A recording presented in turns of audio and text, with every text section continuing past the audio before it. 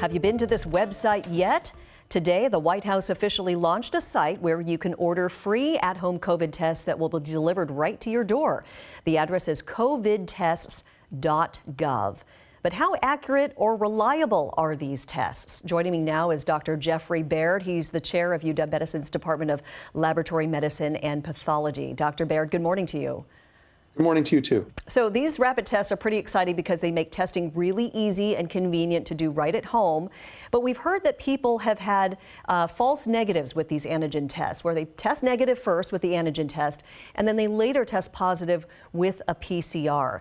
Can you tell us more about the accuracy and reliability about these tests? Yeah, the unfortunate thing that we're dealing with right now is the speed of the Omicron wave coming through, where we don't have as much data as we have on other variants. But throughout the history, since we've had the antigen test, they've, in the symptomatic people, so if you have a fever, chills, a cough, something like that, they're around 90% as sensitive at picking up the disease as a PCR test. The real problem is with the asymptomatic individuals who are screening before going to something, where they really don't have the sensitivity that a PCR test does. So the best use for these things is going to be if you're feeling down or if you feel sick, to use it there. When is it a good idea to then maybe say, if you got a negative antigen test and you do have symptoms, do you recommend then go and seek out a PCR test just to make sure? So that changes depending on the time. Right now, the prevalence of the disease is so high in the population. We're seeing over 10% in just random samples, pretty much, of folks. And earlier in other countries, there have been times when the carriage rate has gotten over 25%. At that point, positives are probably real positives, and you probably don't need to get a second test. However, after the surge is over here in a few weeks, once things are not so common, you may want to then, if you really don't think that it makes much sense that you haven't been exposed, you might want to confirm with a PCR test. But for right now, if you're feeling ill and you do an antigen test and it's positive, you should consider that to be a positive.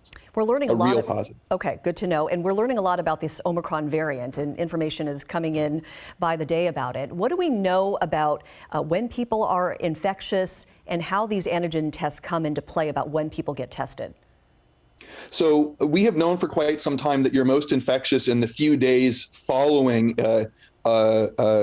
infection, and then just before you feel symptoms, and then in the first couple days. That's when usually it's the most, when you have the most symptoms, and you also have the most virus in your body, meaning that it's easiest to detect with the antigen test. The thing that we're noticing with the Omicron variant, though, is that there have just been some very small reports, really just 2 pre-printed papers, not yet peer-reviewed, and a lot of tweets, honestly, that are saying that, yeah, it may just be that antigen tests are negative for another day or 2 longer than we would expect for, say, the Delta variant. So there might be a little window there where you might not have symptoms, you would test negative, but you might still be infectious, which is why right now, with such high prevalences, it's probably not the best thing to do to still have those gatherings and rely on the test. The test really can't be relied on right now for that purpose. Okay. Those antigen tests. Lastly, when you get these tests in the mail and you use them, what's the best thing for people to know and understand when they're using the test at home?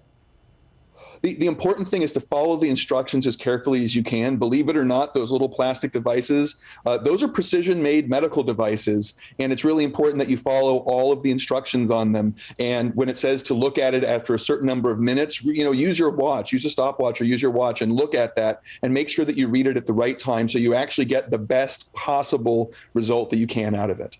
Great information. Dr. Geoffery Baird with UW Medicine. Thanks so much for joining us once again. Thank you.